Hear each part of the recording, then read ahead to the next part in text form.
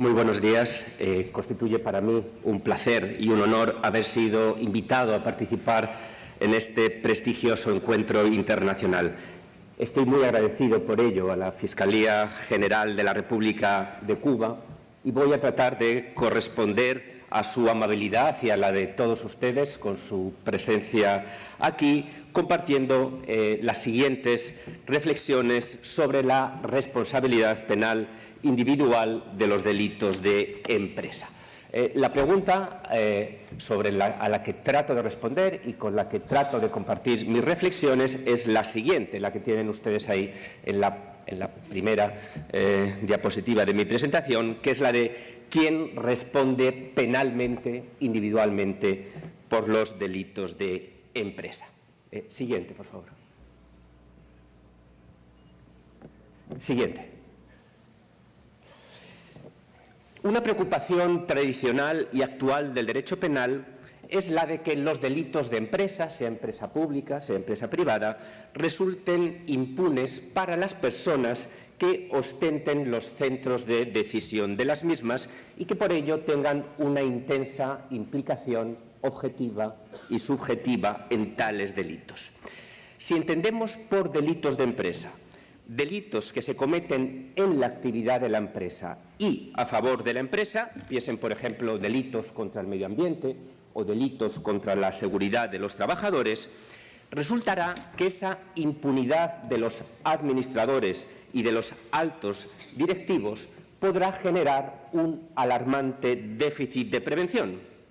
¿Por qué va a hacer nada el de arriba, el administrador, como dicen los italianos, el apical, si a él le interesa que se cometa el delito y la responsabilidad penal no le va a afectar a él? Bueno, para intentar arreglar este problema de prevención, esta posible laguna, y esto es un problema de justicia y es un problema de eficacia, en la reflexión penal se han intentado o se están profundizando en dos estrategias. Una de ellas es profundizar en la dogmática de los delitos de omisión. La segunda, una segunda estrategia se está generando en algunos ordenamientos que han incorporado con un sistema más o menos amplio y, si me permiten la expresión, más o menos penal, la responsabilidad penal de las personas jurídicas, cuestión que va a ser objeto de otras ponencias en este encuentro. Pero vamos con lo primero. Producido un delito en una empresa en el ejercicio de la actividad empresarial y a favor de la misma, ¿quién responde? Por no ser demasiado abstracto, si en la empresa A se realiza un vertido ilegal a un río que causa grave daño en el ecosistema del río, ¿quién responde y a qué título? ¿El jefe de fábrica? ¿El que abrió la compuerta? ¿El superior que ordenó que se abriera la compuerta? ¿El administrador que toleró el vertido o que simplemente se despreocupó de esos temas? ¿El responsable de cumplimiento al que le había llegado una denuncia previa relativa a esta práctica y no hizo nada? ¿No investigó? ¿No adoptó ninguna medida cautelar? En mi intervención pretendo reflexionar con todos ustedes acerca de cuáles pueden ser las reglas de imputación en casos como este. En general, la atribución de una responsabilidad penal individual justa y eficaz es relativamente sencilla, o al menos comparativamente con la omisión, es relativamente sencilla cuando de lo que se trata es de la actuación de una sola persona y lo es por acción. El técnico que abre la compuerta en la que se realiza el vertido, por seguir con el ejemplo de antes, el informático que allana el sistema informático de la empresa competidora para descubrir sus secretos, el comercial que soborna a la autoridad para que en una licitación opte por su propuesta. Las cosas se complican y se complican bastante si tenemos en cuenta las omisiones y si estas omisiones son potencialmente muchas porque el proceso de riesgo tiene lugar en una organización compleja. La cuestión ahora es si, quién y cuándo puede responder por no haber evitado un curso de riesgo que él no ha desatado, y en ese sentido le es ajeno, pero que proviene de la empresa o N de la empresa, incluso si tal curso de riesgo es delictivo, es decir, corresponde al delito de otro. Siguiente, por favor. Siguiente. Para desbrozar este camino voy a partir de dos presupuestos que son ampliamente compartidos y a partir de ello me quiero hacer las siguientes tres preguntas. El primer presupuesto es que el requisito esencial para la imputación de un resultado a un comportamiento omisivo es la infracción de un deber de garantía por parte del omitente, requisito que figura en todos los ordenamientos que tienen en sus ordenamientos penales una cláusula de transformación o de especificación de los requisitos de la comisión por omisión de delitos de resultado. Esto sucede en el artículo 11 del Código Penal español o en el 13 del alemán o en el 13 del peruano, por ponerles tres ejemplos. Dicho de un modo más técnico, si la imputación de resultados ahora a acciones exige la causación de un resultado a través de un curso de riesgo desaprobado, no permitido, que se concreta en el resultado, esto lo ponemos en un espejo, la imputación de un resultado a una omisión, a título de autor, exige la especialmente indebida, deber de garante, no contención de un curso de riesgo relevante que se concreta en el resultado. Solo es especialmente indebida cuando la omisión es de un garante. El problema, ya lo sabemos, es determinar cuándo existen tales obligaciones especiales de garantía. Bien, el segundo, luego voy a ello. El segundo presupuesto es que la omisión puede tener un significado no solo de autoría, sino también de participación en el delito de otro. Fíjense los cuatro significados penales que puede tener el no hacer nada. Quien omite puede ser autor de un delito en función del resultado, puede ser partícipe del delito de otro, puede cometer un delito de omisión de auxilio, como el del artículo 277 del Código Penal de Cuba, o su conducta puede carecer de relevancia penal. Siguiente, por favor. Siguiente, por favor. Tres preguntas a partir de estos presupuestos. La primera, de respuesta muy discutida, al menos en la doctrina española y hasta donde yo sé también en la alemana, es la de por qué es garante la empresa y de qué. La segunda cuestión hace referencia a la teoría de la delegación. ¿Cómo puede delegarse la posición de garantía del empresario y qué consecuencias tiene ello para la responsabilidad penal del delegante y del delegado? Tercera pregunta, ¿cuándo se participa por omisión? Vamos con la primera de ellas, la empresa como garante. Siguiente, por favor. ¿De qué es garante el empresario? La empresa, la cúspide de la empresa y por qué. Para responderla, aunque sea muy sintéticamente, habrá que preguntarse más en general cuándo está justificado que a alguien le atribuyamos un deber tan vinculante, tan grande, tan penalmente reforzado como es un deber de garantía. Si me permiten la expresión, esto sería un deberazo. Tendremos que tener muy buenas razones a la vista de que la infracción de este deber comporta responsabilidad penal, pero no cualquier responsabilidad penal, sino responsabilidad penal en función del resultado no evitado. Y yo creo que esto, como sucede en la imputación de resultados a comportamientos activos, aquí también la responsabilidad es la otra cara del ejercicio de la libertad. La asignación de deberes de garantía solo puede entenderse como coste previo del disfrute previo de la libertad, de la autonomía personal. Tengo que controlar un riesgo porque de alguna manera ese riesgo es mío. Esta idea conduce a la atribución de posiciones de garantías en tres tipos de supuestos. Siguiente, por favor. A quien mantenga fuentes de riesgo en su propio ámbito. Si yo tengo un Doberman, tendré que preocuparme que el Doberman no muerda al cartero. Siguiente, segundo supuesto. A quien se ingiera en la autonomía ajena. Esto que entendemos también con la etiqueta de actuar peligroso precedente. Si yo enciendo una hoguera en el bosque, tendré que velar porque no se propague el fuego. Y tercer supuesto, siguiente por favor, a quien asuma un deber de garantía que otro le delegue. Por delegación de los padres, el socorrista de la piscina tendrá que velar porque los niños no se ahoguen. Delegación, creación de riesgo, mantenimiento como propio de una fuente de riesgo. Por favor, 3 hacia atrás, si es tan amable. No, hacia atrás. Vamos al esquema original, a riesgo de marearles. Otra más para atrás. Muy bien. Más allá de estos deberes de garantía, derivados del uso de la autonomía personal, hay todavía excepcionalmente algunos deberes institucionales, como los de los padres hacia los hijos menores de edad, o algunos que corresponden al Estado, como por ejemplo de protección a personas desvalidas. Pero regresemos a la empresa. Un emprendedor, público o privado, un empresario, lo es porque emprende, porque inicia una actividad productiva.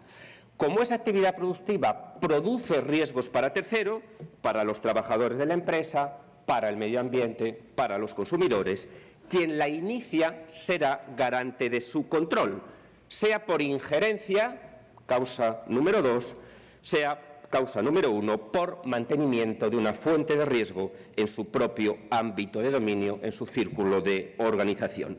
La empresa, por así decirlo, es su Doberman. Una de las grandes cuestiones dogmáticas actuales en materia de delincuencia de empresa es la de cuándo se produce esta posición de garantía, la de cuándo estamos ante una actividad peligrosa de la empresa que origina deberes de garante en la titularidad de tal empresa. Por poner algún ejemplo, no parece que el empresario tenga que responder del hurto de la cartera que realiza un empleado al inspector de trabajo cuando visita la empresa, pero sí de que el vertido al río cometido por ese mismo empleado sea irregular e ilícitamente contaminante. ¿Cuáles son, en este sentido, los delitos de empresa? Solo serían delitos de empresa en el sentido indicado los que puedan entenderse como expresión de la empresa como fuente de peligro en sí misma. Los cursos de riesgo que están imbricados en la actividad propia de la empresa. Además, habrá delitos, además de estos delitos de empresa, cometido en el manejo indebido de la empresa como un foco de peligro. Podrá haber también delitos de empresa cuando se le han confiado determinados intereses a la empresa, como puede ser el cuidado de un niño o de un objeto o de un dato. Reparen ustedes que aquí el riesgo no es un riesgo por generación de un peligro, no es un riesgo que se derive de la producción de una determinada fuente de riesgo, sino que aquí proviene de la delegación de un tercero, de la delegación, por así decirlo, del cliente. Siendo un poquito más concreto, habrá notoriamente posición de garantía en la empresa en relación con la seguridad de los trabajadores, con el medio ambiente, con los daños que puedan provocar derrumbes o explosiones, o por el daño a los consumidores que pueda provocar el consumo de alimentos, de bebidas o de fármacos. Habrá también notoriamente una posición de garantía de la empresa respecto a las personas, objetos o datos cuyo cuidado se encomienden a dicha empresa. El museo será garante de los cuadros que se le confían, el colegio será garante de los niños que se le confían. No habrá, en cambio, y esto es discutido, posición de garantía en relación con el riesgo de que se blanqueen capitales o de que se corrompan a funcionarios o a empleados de otras empresas, porque tales riesgos no son riesgos imbricados en la producción de un servicio, sino solo relacionados con él. Construir edificios constituye un riesgo para la integridad física de los trabajadores. Fabricar y distribuir refrescos no constituye un riesgo de corrupción.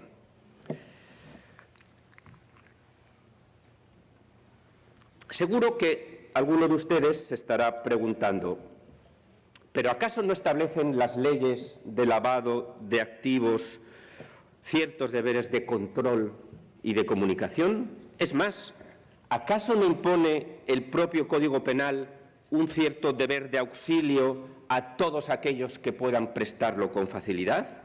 Es más, en España, que tenemos un sistema de responsabilidad penal de las personas jurídicas, ¿no se establece un deber de control en las empresas para evitar que sus empleados delincan a su favor? Sí, pero afortunadamente, y subrayo algo que dije antes, no todo deber jurídico es un deber de garantía, ni siquiera lo es todo deber penal, como lo demuestra el delito de omisión de auxilio, de omisión de deber de socorro. Insisto en que el deber de garantía es un deber especial, es un deber que por sus graves consecuencias es un deber selectivo y de interpretación restrictiva y que debe hundir sus raíces en el ejercicio previo de la libertad del obligado. Como veremos ahora, esos otros deberes que no son de garantía son también importantes y su incumplimiento podrá facilitar el delito de otro y fundamentar una responsabilidad, pero por participación, no por autoría. No son deberes de garantía que puedan fundamentar una autoría omisiva. Si hacer justicia es diferenciar lo diferente, en materia de omisión me parece muy importante hacer las siguientes tres distinciones. Obligaciones fuertes, que son las obligaciones de garante, que dan lugar a autorías por omisión, a imputar un resultado por no evitarlo, 1. 2. Otras obligaciones jurídicas, cuyo incumplimiento puede favorecer el delito de otro y puede generar una responsabilidad a título de partícipe. Y 3. Obligaciones generales de solidaridad que pueden dar lugar a un delito de omisión de auxilio. Siguiente, por favor. Y siguiente, y siguiente. Y ahí nos quedamos. Bueno, así pues, el empresario, el emprendedor, el titular de la empresa, tiene un deber de garante consistente en evitar que los riesgos propios imbricados con la actividad empresarial se concreten en resultados lesivos para terceros. Ha de evitar que los trabajadores tengan accidentes de trabajo o que el aire de la población cercana a la fábrica devenga en irrespirable.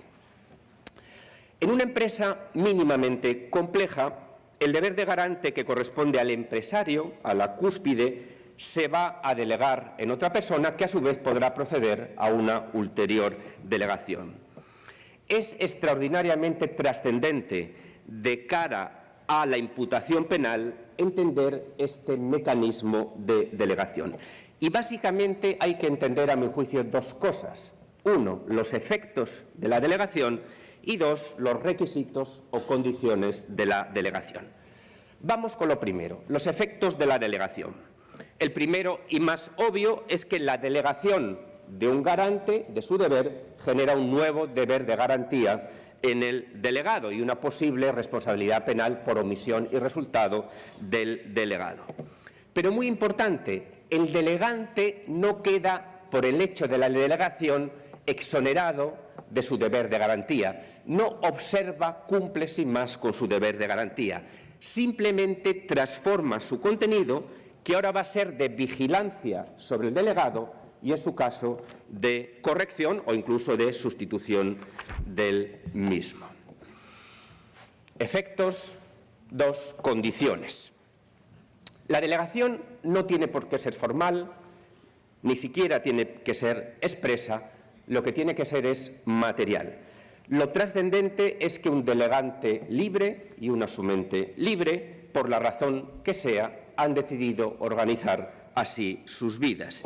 Y lo trascendente es que ese acuerdo, esa, si me permiten la palabra, transacción, sea real.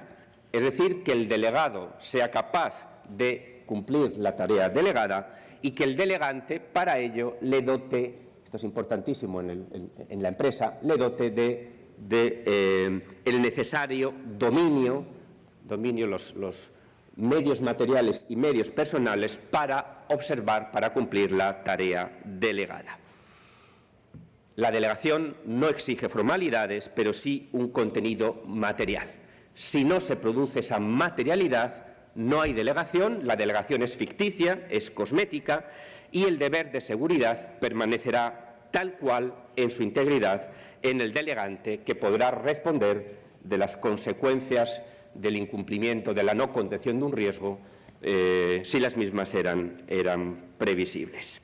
Por cierto, todo esto refleja que buena parte de las posiciones de seguridad en la empresa, de los deberes de seguridad en la empresa del empresario, van a consistir en delegar bien, seleccionar bien, informar, formar, coordinar delegaciones, vigilar a los delegados. Así pues, si se produce un delito del que era garante la empresa, vuelvo al vertido gravemente contaminante, podrá tener responsabilidad no solamente la persona que realizó u ordenó dolosamente el vertido, sino también el superior que no supervisó negligentemente la tarea y también el presidente de la compañía, el delegante del delegante, que se había desentendido de la protección del medio ambiente. Siguiente, por favor. Siguiente, por favor. Siguiente. La segunda gran discusión en el ámbito de la responsabilidad individual por los delitos de empresa es la de si el delegante que no impide la comisión del delito por parte del delegado debe responder como autor o como partícipe. Muchos autores han sostenido que el delegante que no supervisa o supervisa mal o supervisa y no corrige al delegado y no impide el delito debería responder solo como partícipe. Existiría una especie de prohibición de regreso, de ir más atrás en la imputación de un delito que ya tiene su autor. Salvo en la autoría inmediata, dicen estos autores, no puede haber autor detrás del autor. El que está detrás del autor solo podría ser un partícipe. Su omisión sería solo una ayuda a que otro cometa el delito. Bueno, muy brevemente yo querría tratar de convencerles de que esto no es así, de que el mal delegante es también, junto con el delegado, un autor. Y quisiera tratar de hacerlos, insisto, muy brevemente, con dos argumentos. Argumento teórico, argumento práctico. Argumento teórico. Bueno, recuerden cómo definimos la laboralidad. La laboralidad es prestar un servicio por cuenta ajena y bajo dependencia ajena. El delegado actúa él y se organiza así, pero en el marco de actuación y de autoorganización del delegante.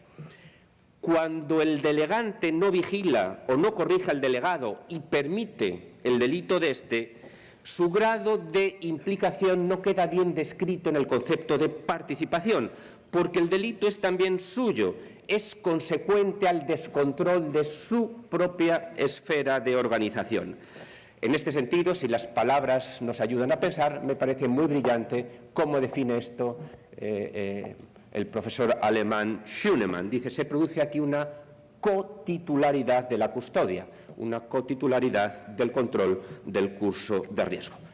Argumento pragmático. Si el delegante fuera partícipe, el delegante del delegante sería partícipe del partícipe y por ello quedaría impune. Y esto conduciría a la impunidad de los administradores negligentes y de los altos directivos diligentes en las empresas medias y grandes, y así a un consecuente insoportable déficit de prevención. Todavía más, en un sistema como el español, en el que no se sanciona la participación imprudente, dejaremos de sancionar no solo al, permítanme la expresión, al abuelo, al delegante del delegante, sino también al padre, al delegante, si, como será usual, su descontrol sobre el delegado fue también imprudente. Voy terminando. Siguiente, por favor. Y siguiente. El mal delegante no será partícipe, sino un autor. Pero eso me da pie a la tercera y última de mis preguntas. ¿Se puede participar por omisión en el seno de la empresa, en un delito de otro? Y, en general, ¿cuándo se participa por omisión?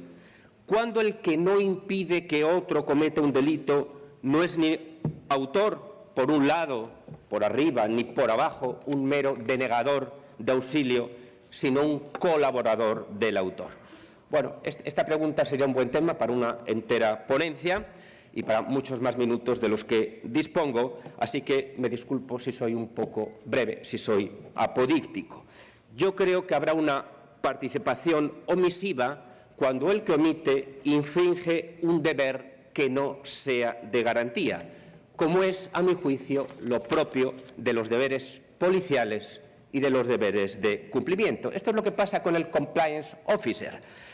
Si se le encarga de que reciba denuncias, de que las tramite iniciando una investigación interna y de que adopte, en su caso, medidas cautelares, él no será un delegado de seguridad y su responsabilidad no será de garantía, será más bien algo parecido a un policía. Garante será el delegado de filtrar las aguas que se vierten al río, pero no el responsable de cumplimiento al que se le denuncia que no se está haciendo tal filtrado. No confundamos al ladrón con el policía con el policía omitente a efectos de responsabilidad penal. Ahora bien, si se está cometiendo un delito o se va a cometer y se ha denunciado al responsable de cumplimiento y éste no hace nada, que es el encargado de gestionar las denuncias y de hacer investigaciones y de adoptar medidas cautelares, y la omisión de su deber no de garantía facilita el delito del que está realizando los vertidos, será obviamente un partícipe por omisión. Su doloso incumplimiento de un deber que no es de garantía está facilitando la comisión del delito. Voy concluyendo. No, ahora no voy concluyendo, sino concluyo. Siguiente, por favor. Si el asesor jurídico de una empresa pública o privada me preguntara lo que yo me preguntaba a mí mismo con el título de la ponencia: ¿quién responde penalmente de los delitos de mi empresa? Yo le diría a este asesor jurídico de empresa: dígale a su jefe máximo, al presidente, que él es garante de todos los riesgos propios de la empresa y que si no se preocupa, si no delega en personas adecuadas, si no recaba información y está al tanto de control de estos riesgos, podría tener que responder como autor, normalmente imprudente, por ejemplo, de un delito tan probable como un delito contra el medio ambiente o contra la seguridad de los trabajadores. Y dígale, le diría al asesor jurídico, dígale al responsable de cumplimiento que si lo que se le ha encargado es que reciba denuncias, realice investigaciones y adopte medidas cautelares, eso no le hace un garante de seguridad, no va a responder a título de autor, pero ojo, si incumple dolosamente estos deberes, si a sabiendas de que se están cometiendo estos delitos no hace nada, podrá resultar partícipe omisivo de los mismos. Muchas gracias. Gracias al doctor Juan Antonio Lascuarín Sánchez. Le entregamos el certificado.